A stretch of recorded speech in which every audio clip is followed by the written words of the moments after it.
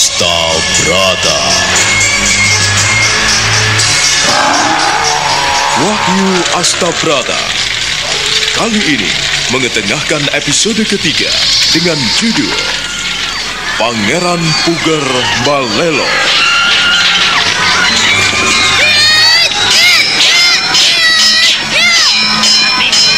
Cerita ini ditulis dan diolah oleh Bu Nergis Muriono. Pengarah cerita dan naskah Agung Bahrodi. Ilustrasi musik Hari Sabar. Teknik dan montase Jamie Mumu. Dengan sutradara Ferry Fadli.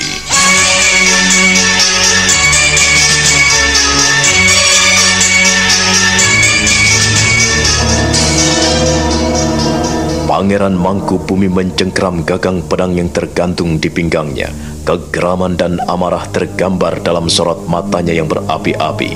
Raden Mas Jolang menghela napas dingin. Dia tersenyum dingin dan menghela napas dalam-dalam. Sedangkan Eyang Mondoroko mengangguk-angguk penuh arti. Wajah tua itu nampak dilanda duka, tetapi dia tetap dingin menghadapi kemelut yang ada di Istana Mataram. Kita harus bisa memberikan kebijaksanaan dalam menghadapi Kang Mas Puger, Eyang. Kita tidak boleh menghadapinya dengan gerusa-gerusu. Tetapi kalau tidak diberi pelajaran keras, ia tidak akan kapok, anakku. Pale benar-benar tidak setuju apabila ia berkehendak dan melakukan tindakan-tindakan yang tidak sesuai dengan piagam yang diberikan pemerintah Mataram. Kita mesti memahami apa yang sedang terjadi di sini. Baru beberapa tahun ia memerintah Demak Bintoro. Sudah memberikan rencana-rencana yang baik kepada pemerintah Mataram. Baiklah, kita lihat saja perkembangannya. Sebab becik ketitik olo ketoro. Kalau kita melakukan kebaikan-kebaikan, tentu saja akan melahirkan kebaikan-kebaikan pula bagi semua orang. Tetapi kalau ada orang yang berkehendak dan berkeinginan jahat, maka ia akan nampak. Kita tidak perlu susah-susah. Kau cucuku, kau adalah seorang raja. Kau adalah menjadi kepala dari seluruh Mataram ini. Sekarang Eyang ingin mendengarkan kebijaksanaan apa yang patut kau berikan. Benar, Engger. Anakku, kau harus benar-benar bijaksana dalam menghadapi Puger. Rencana apa yang telah ada di dalam hati dan pikiranmu, anakku? Eyang, Pak Li, rasanya berat sekali di mana menghadapi orang-orang yang saya cintai. Aku ingin sebetulnya masalah-masalah seperti ini bisa diatasi dengan baik. Jangan sampai mengundang permasalahan. Tetapi nampaknya Kang Mas Puger nekat sekali untuk menghadapi kemungkinan-kemungkinan. Saya ada beberapa pemikiran. Sebab bagaimanapun Mataram tidak boleh membiarkan orang-orang yang semakin terbenam dalam lumpur. Yang pertama, saya serahkan kepada Pak Lik Mangkubumi agar membuat kantung-kantung perbentengan di seluruh wilayah Mataram. Kantung-kantung perbentengan ini harus diisi oleh prajurit-prajurit pilihan, prajurit-prajurit yang terlatih di medan laga. Yang kedua, saya ingin agar seluruh wilayah Demak Bintoro diawasi di bawah orang-orang yang terlatih dan ahli di bidangnya. Semuanya harus dari kota Raja Mataram. Pemberitahuan ini harus diketahui oleh raja-raja kecil kekuasaan Mataram. Yang ketiga, kita harus membuat strategi pengawasan ketat. Kita tidak boleh bertindak kekerasan selama Kang Mas Puger belum memulainya. Lain halnya kalau Kang Mas Puger memang memulai memberontak, maka mau tidak mau kita harus menghentikannya.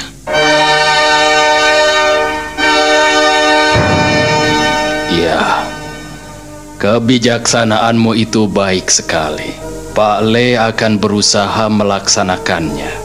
Dan Pak Le juga punya usul agar semua upeti yang dikirim dari Demak Bintoro supaya disisihkan.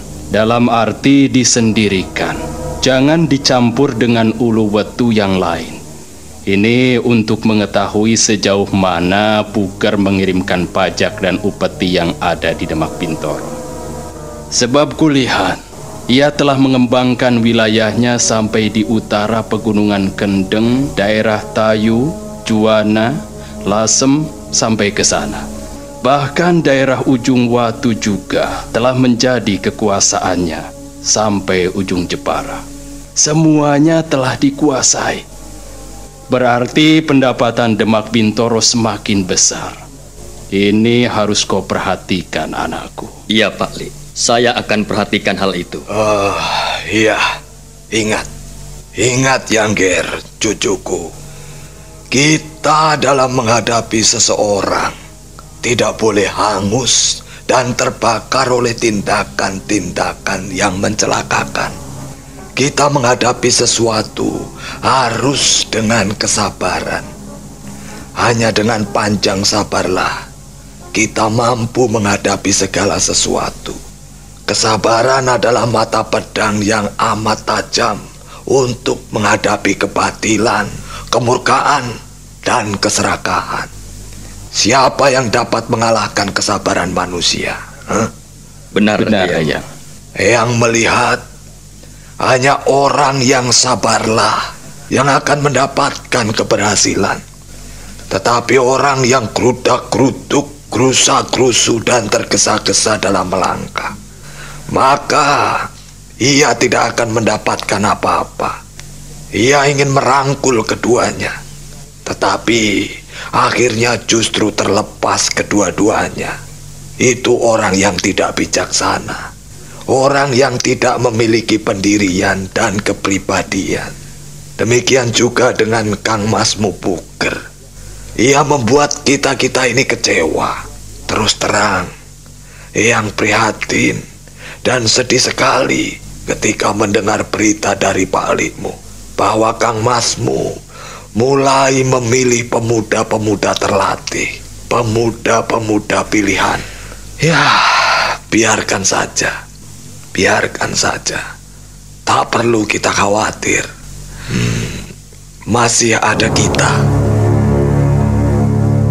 Saya sendiri jadi heran, Eyang. Setiap kali orang yang diberikan kepercayaan senantiasa menyia-nyiakannya.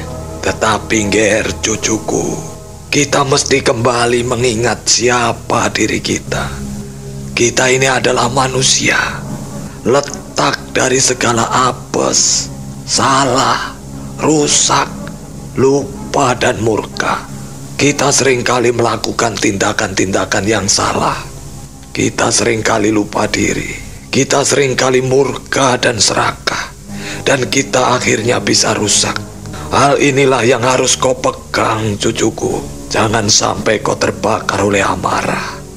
Jangan terbakar oleh angkara murka. Jangan sampai, Nger. Dan kita harus ingat pada diri kita bahwa setiap manusia itu memiliki kelemahan dan kelebihan. Kita harus bisa memaklumi kelebihan maupun kelemahan orang lain. Disinilah kamu harus melihat Kang Mas Mupuker. Dia itu bagaimanapun juga tetap putra Mataram. Ya, sekalipun dia itu kurang mendapat perhatian dari Kanjeng Ramamu, karena dia itu agak tumpul, selalu serakah. Aku melihat sebelum ia diangkat hidup di istana ini, ia nampaknya ngabang-ngabang. Kamu tahu ngabang-ngabang? Iya, Eyang. Orang yang ngabang-ngabang artinya orang yang serakah, orang yang tidak pernah mau menerima apa yang ada di depannya. Itulah orang yang ngabang-ngabang. Dan kita harus bisa mensiasati orang-orang seperti itu, Nger. Tetapi sekali tidak bisa dipercaya, selamanya juga akan menjadi orang yang tidak bisa dipercaya, Eyang. Aku menjadi kesal terhadap Puker. Apa maunya? Apa keinginannya? Apakah tidak enak menjadi seorang bupati? Segala macam telah terpenuhi. Anak-anak dan istrinya juga hidup tentram di sampingnya. Atau ia memang ingin menjadi raja? Ya, begitulah namanya manusia. Dalam kehidupan manusia ini ada dua hal, anakku, cucuku. Ada dua hal dalam kehidupan kita ini. Tentang kepuasan manusia itu dan tentang rasa manusia itu. Ada dua hal yang bercokol di dalam hati kita. Yang pertama adalah mulur. Tahu mulur? Molor, diolor-olor. Ya, selalu mulur atau ditarik. Kalau dipaksa ditarik, ya mulur. Semakin memanjang. Itu rasa manusia. Manusia apabila sudah ingin makan jagung, akhirnya ia pun akan menginginkan makan nasi. Nah, setelah makan nasi, tentu saja ia ingin makan garam dan lauk pauknya. Setelah berhasil makan nasi dan lauk pauk, maka ia ingin makan yang lebih enak lagi. Sampai akhirnya keinginan-keinginan itu mulur terus. Seperti halnya kalau kita mendapatkan sesuatu. Hari ini kita mendapatkan 1 real. Maka besok pagi kita ingin 10 real.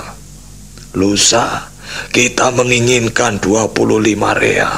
Dan seterusnya dan seterusnya. Mulur terus sampai tidak terbatas. Sampai kita mati, tidak akan pernah puas. Enggak tahu dirimu. Kau sudah ingin menunjukkan kebijaksanaanmu sebagai seorang raja, sebagai seorang sultan, seorang pemuda di Mataram ini. Aku tidak tahu. Apakah kau ingin menjadi ratu ning ratu, atau kau ingin jadi seorang yang bisa merogoh sukmo? Yang tidak tahu. Tetapi yang jelas, memang kehidupan manusia itu dikuasai dua hal itu. Mulur, mungkret. Yang benar. Yang benar. Saya merasakannya. Saya juga merasakannya, Eyang. Lalu mungkret. Kenapa ada mungkret di dalam hidup manusia? Ya tentu saja ada. Kita kadang-kadang mundur apabila merasa kecewa dan dikecewakan. Itu sudah wajar. Mundur itu untuk memasang strategi yang lebih baik. Mundur bukan untuk mengalah, tidak. Tetapi mundur untuk kebaikan bersama. Manusia hidup di dunia ini senang dan susahnya selalu datang silih berganti. Senang sebentar, kembali susah. Senang sebentar, kembali susah. Senang, susah, silih berganti. Itulah yang dialami hidup dan kehidupan manusia. Eyang sama sekali tidak menginginkan dalam Trah Mataram ini terjadi hal yang demikian. Akan tetapi, apa yang kita hadapi sekarang ini justru bermunculan hal-hal yang tidak berkenan. Jadi serba salah, Eyang. Jadi serba salah. Ya, serba salah. Kau tidak boleh merasa salah, anakku. Tidak. Bukan kau yang salah. Pak Le akan tetap membelamu. Dan Pak Le akan tetap ada di belakangmu. Aku tidak akan membiarkan orang-orang mencungkirkan tahtamu. Selama Mondoroko dan Mangkubumi hidup, tidak akan kubiarkan singgasana Mataram bergeser dari anak Senopati yang terbaik. Terima kasih atas dukungan Pak Li dan Eyang Mondoroko.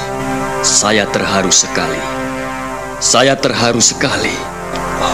Kang Mas Puker, apa sebetulnya maumu? Raden Mas Jolang melangkah beberapa tindak di depan Eyang Mondoroko dan Pangeran Mangkubumi. Dia mengangguk-anggukan kepala, lalu bersedekap dan memandang cakrawala yang amat luas, yang membuat hati dan pikirannya sedikit jernih. Mereka tenggelam dalam keheningan dan mencekam. Sementara itu, di Istana Kadipaten Demak Bintoro, Pangeran Puger tidak mengindahkan apa yang dipesankan Pangeran Mangkubumi. Dia mengerahkan seluruh orang-orang kepercayaannya untuk menjalankan rencana-rencananya sesuai dengan apa yang diinginkan Patih Gending. Aku telah mengumpulkan 200 prajurit di lereng Pegunungan Kendeng, Kakang.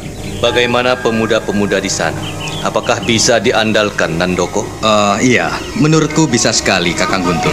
Sebab orang-orang di Pegunungan Kendeng memiliki badan yang tegap dan kuat. Mereka terbiasa naik gunung dan turun lembah, terbiasa membawa beban berat. Dan kita tinggal mengolahnya, melatihnya bagaimana mereka memegang senjata. Senjata apapun yang ada di tangan mereka harus bisa bermanfaat dengan baik. Kapan kau membawanya kemari? Aku punya usul, Kakang Guntur. Bagaimana apabila kita sendiri yang datang ke sana? Melatih mereka di sana. Sebab kulihat tempat di sana lebih tenang. Dan aku yakin kalau kita melatih anak-anak muda di sana, artinya jauh lebih dari pengawasan pemerintah Mataram. Kalau sampai kita diketahui oleh antek-anteknya Mangkubumi, kita bisa mampus, Kakang. Pendapatmu bagus sekali. Bagaimana kalau kita usulkan pada Kanjeng Patih Gending?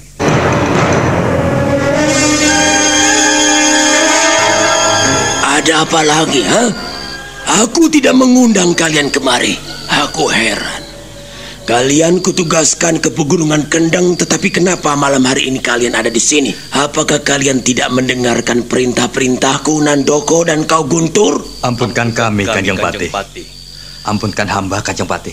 Ampunkan hamba, Kanjeng Patih. Sembah dan hormat saya. Sembah dan hormat hamba, Kanjeng Patih. Apa yang kau inginkan, Nandoko? Katakanlah, jangan sampai membuatku marah. Ampunkan hamba, Kanjeng Patih. Hamba ingin menyampaikan sesuatu tentang para pemuda yang ada di Pegunungan Kendeng. Ada apa lagi?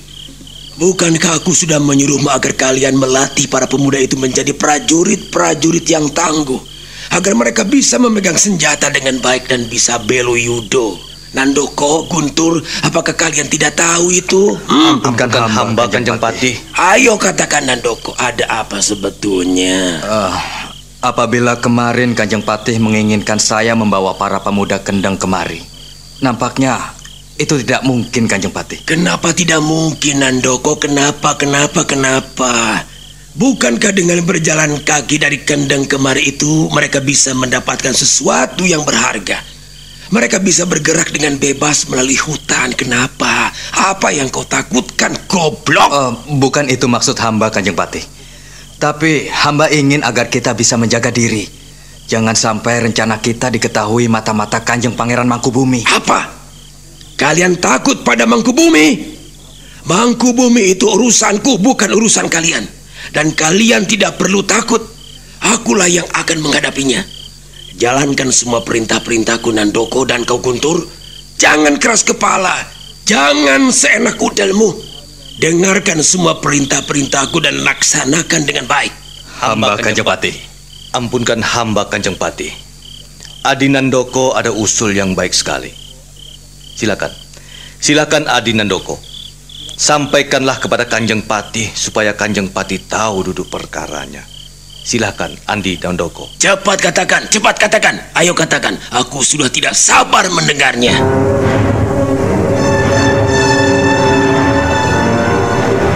Patih Gending marah pada Guntur dan Nandoko.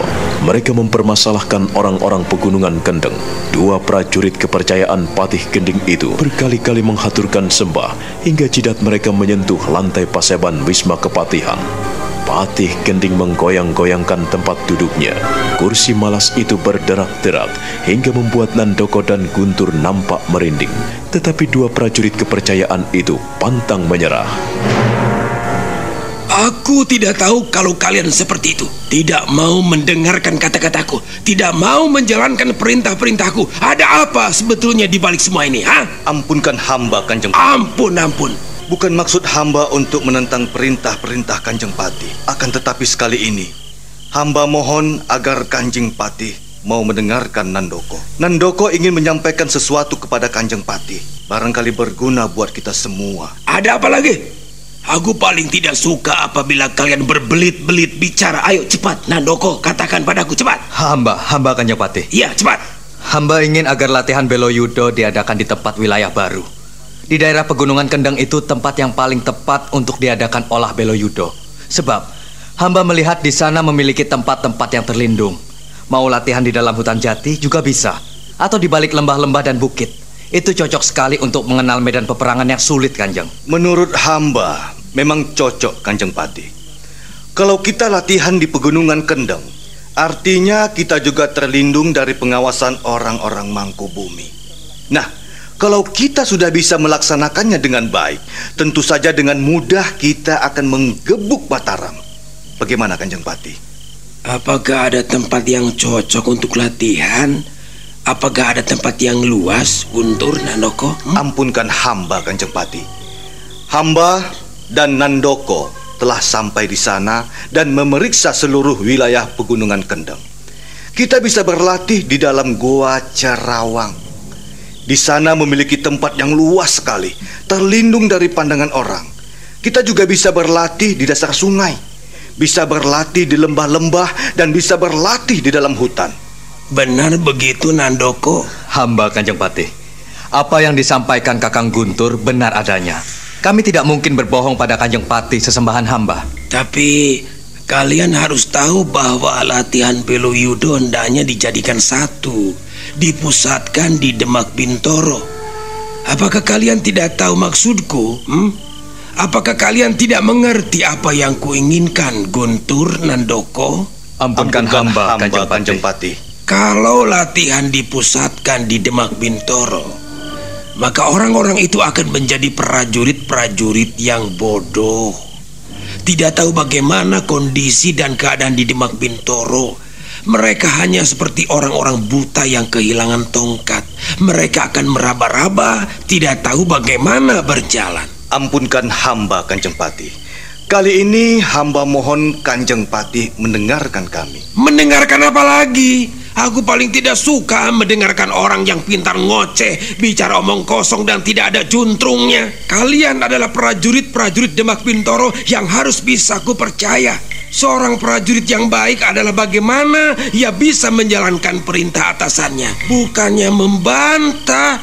Kalian ini bagaimana? Apakah kalian tidak mendengarkan apa kata-kataku?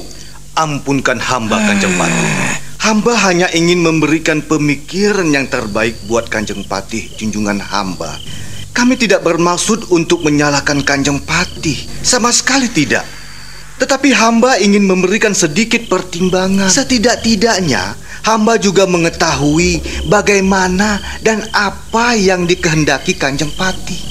Bagaimana, Kanjeng Patih? Apakah usul dan saran hamba berdua bisa diterima? Untuk sementara aku belum bisa memberikan kepastian pada kalian berdua. Yang penting sekarang, bagaimana kita bisa memusatkan latihan di sini, itu saja. Kalau kalian tidak mau mendengarkan perintah-perintahku, tugas-tugasku, maka aku tidak mau tahu. Kanjeng Patih, perkenankanlah hamba menyampaikan sekali lagi. Alah, katakan, ayo katakan secepatnya. Aku tidak mau kalian berbelit-belit lagi. Sekali ini ku berikan kesempatan kepadamu. Ayo katakan Nandoko. Ampunkan hamba, Kanjeng Patih. Hamba telah menyelidiki daerah Pegunungan Kendeng, di mana tempat itu benar-benar cocok untuk berlatih Beloyudo. Hamba juga mengetahui bagaimana keadaan di Mataram. Kalau Kanjeng Patih pernah mengikuti babat alas mentau, maka hamba juga mengenal lekuk-liku sudut-sudut Mataram. Dan keadaan seperti itu amat mirip dengan keadaan Pegunungan Kendeng. Dengan demikian, nanti anak-anak buah hamba bisa melaksanakan perintah sebaik-baiknya. Mereka bisa menjadi pasukan pendem yang luar biasa. Hamba akan mengarahkannya, Kanjeng Patih. Percayalah pada hamba. Hamba tidak akan mengecewakan perintah Kanjeng Patih. Bagaimana, Kanjeng Patih? Ya, baiklah. Kalian memang orang-orang keras kepala. Tetapi awas, kalau nanti kalian tidak bisa menyenangkan hatiku, kalian benar-benar akan kupenggal. Kalian tahu ini? Hukum di sini adalah hukum pancung. Kalau bisa, kalian harus menunjukkan pengabdian sebaik-baiknya, tidak hanya membantah dan banyak mulut. Ampunkan hamba, Kanjeng Patih. Biaya untuk latihan perang telah habis. Apa ku bilang, Guntur? Aku telah menyerahkan 2.000 real ke tanganmu. Secepat itu kau habiskan? Hah? Untuk apa uang sebanyak itu, Guntur? Untuk apa? Ampunkan hamba, Kanjeng Patih. Ampun lagi. 2.000 real itu kami pergunakan untuk membuat senjata dan untuk mempersenjatai prajurit-prajurit baru, Kanjeng. Kami tidak mungkin menggunakan alat-alat yang usang, Kanjeng Patih. Hamba hanya membutuhkan 1.000 real saja, Kanjeng Patih. Ampunkan hamba.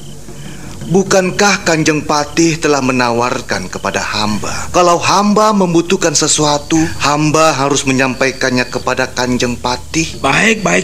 Jangan banyak bicara. Kau ini memang orang yang keras kepala.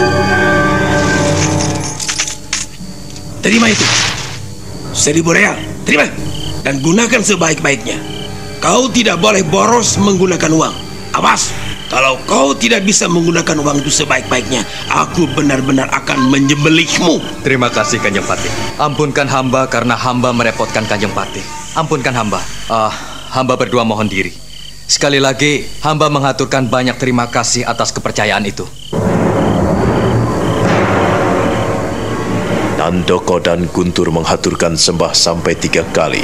Jidat mereka menyentuh lantai paseban. Mereka meninggalkan Patih Gending yang wajahnya merah menyala dengan sorot mata tajam sekali, seakan-akan menghardik mereka. Patih Gending mengelus-elus janggutnya dan kembali menggoyang-goyangkan kursi malasnya.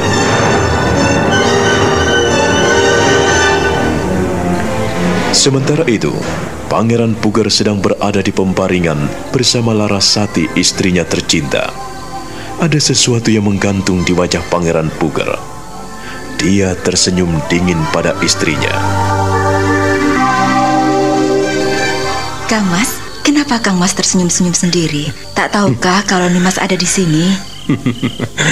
Aku senang sekali Nimas Larasati. Aku senang sekali karena aku bisa menjalankan rencana-rencanaku. Dan Paman Gending nampaknya tahu bagaimana dan apa yang harus dilakukannya. Ia bilang, bahwa Nandoko dan Guntur bisa menjalankan perintah-perintahku. Mereka sudah mulai melatih orang-orang di pegunungan Kendeng ke utara. Tak ada seorang pun yang membantah perintah-perintahku. Dan kita akan berhasil menggulingkan Dimas Jolang.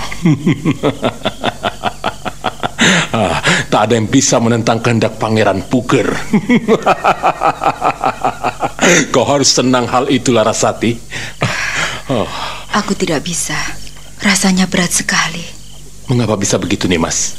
Aku telah melakukan sesuatu yang terbaik untukmu, untuk kita, untuk masa depan anak-anak kita, Nimas. Kang Mas nampaknya tidak takut pada peringatan Pak Lek Mangkubumi.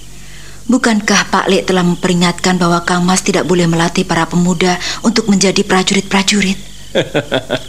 Kau ini belum tahu siapa Pak Lek Mangkubumi itu, Nimas. Dia itu justru ketakutan kalau aku melatih orang-orangku. Dia datang kemari karena ketakutannya, Nimas. Jadi kau tidak perlu khawatir. Kau tidak perlu takut, Nimas. Tenanglah Nimas. Aku akan menunjukkan sesuatu yang terbaik di mata Pak Lek Mangkubumi, agar mata Eyang Mondoroko juga terbuka, agar Dimas Jolang juga tahu siapa ini Puger. Puger bukanlah arca batu, Nimas.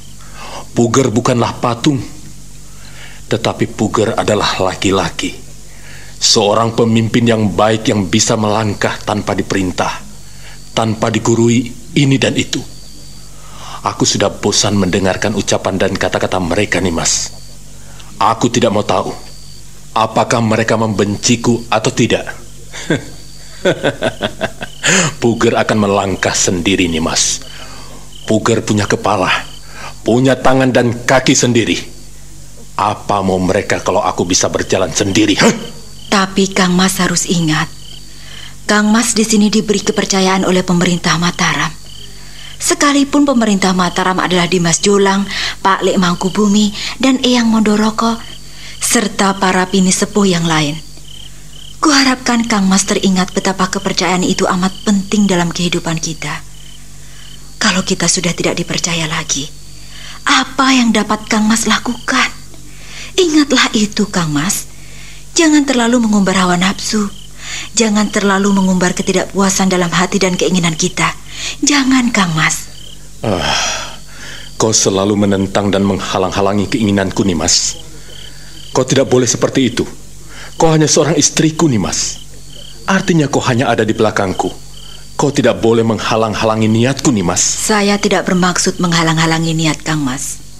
Akan tetapi, aku melihat sesuatu yang tidak baik. Paman Gending nampaknya melangkah terlalu jauh.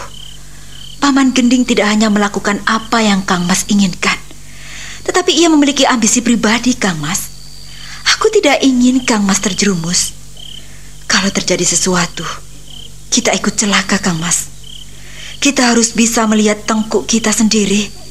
Siapakah kita sebenarnya? Kita ini apa? Kita ini siapa?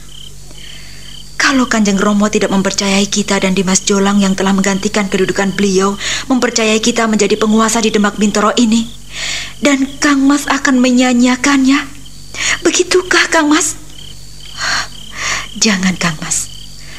Kuharapkan Kang Mas bisa menahan diri. Jangan membiarkan keinginan dan kemauan Kang Mas menguasai hati dan pikiran Kang Mas, sehingga akal dan pikiran Kang Mas tidak bisa berjalan dengan baik.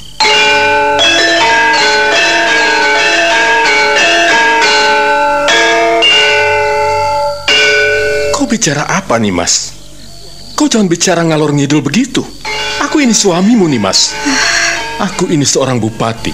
Demak ini bukanlah segenggam tangan, bukan segumpal tanah. Tapi Demak adalah kadipaten yang paling luas di Istana Mataram, Nimas. Kalau aku bisa memperkuatnya, bisa membentengi diri, bukan hal yang mustahil apabila aku menggulingkan Dimas Jolang. Dan akulah yang bisa menjadi raja. Aku yang akan bisa menjadi sultan di Mataram. Dimas adalah kecil di tanganku. Aku bisa menggulingkannya. Dan ingatlah ini. Ingatlah, dan kau akan menjadi permaisuriku. Kau enak, aku juga enak. Kau mulia karena kau akan menjadi permaisuriku. Kau harus mendukung semua rencana-rencanaku, Nimas. Kang Mas, tidak ada kebahagiaan hidup daripada satu hal. Manusia bisa mendapatkan kedamaian kalau dia dicinta dan mencintai, tidak dengan harta dan kekuasaan. Kukira sudah cukup Kang Mas memiliki kekuasaan di sini, mendapatkan kedudukan yang terhormat. Kita tidak boleh serakah, Kang Mas. Keserakahan hanya akan membawa kita ke dalam bencana yang besar. Ketidakpuasan akan selalu menghantui kita kalau kita mengumbar keinginan dan kemauan kita. Kang Mas harus bisa mengendalikan diri. Jangan terpengaruh oleh pendapat Paman Gending. Kalau Kang Mas mengikuti kemauan Paman Gending, tidak ada habisnya, Kang Mas. Nanti kalau Kang Mas menjadi raja, akhirnya Paman Gending akan membujuk lagi agar kita menjadi raja di raja, menguasai seluruh raja di dunia ini. Apakah itu mungkin, Kang Mas? Janganlah merebut kedudukan orang. Janganlah merongrong kekuasaan yang bukan milik kita. Jangan, Kang Mas. Apa kau sudah bosan menjadi istriku, Larasati?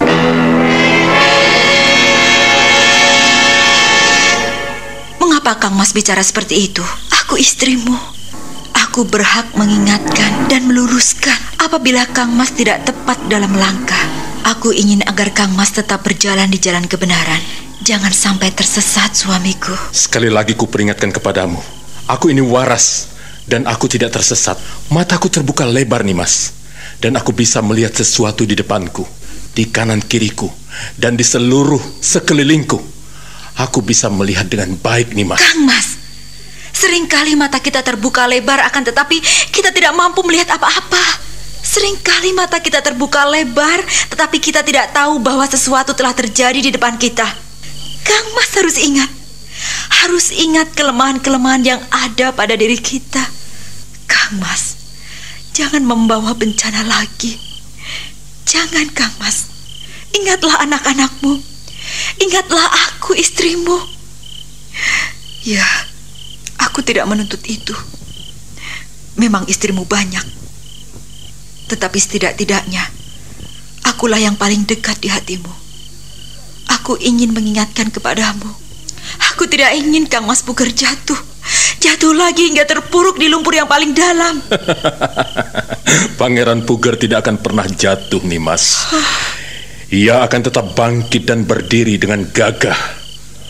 Pangeran Puger tidak akan membiarkan siapapun menjatuhkan diriku.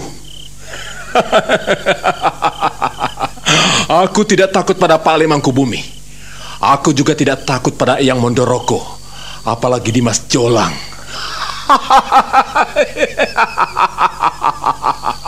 Mereka itu kecil di depanku, Nimas. Aku bisa menghadapi mereka. Tapi Kang Mas tidak boleh lupa diri. Tolong sekali ini saja dengarkanlah aku, Kang Mas. Dengarkanlah aku. Hanya sekali ini saja. Jangan sampai Kang Mas jatuh terlalu dalam. Jangan, Kang Mas. Kau harus ingat bahwa segala sesuatu tergantung pada kita. Kepercayaan itu paling berarti dalam hidup kita. Dan ingatlah ini, kalau kita tidak dipercaya lagi, sama halnya kita telah terbakar di tengah api yang menyala-nyala.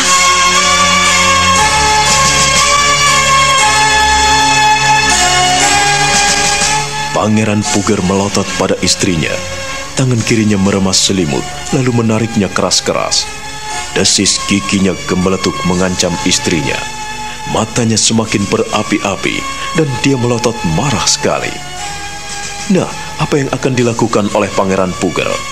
Saudara pendengar, silakan menunggu seri berikutnya dalam serial Wahyu Astabrata ini. Sampai jumpa.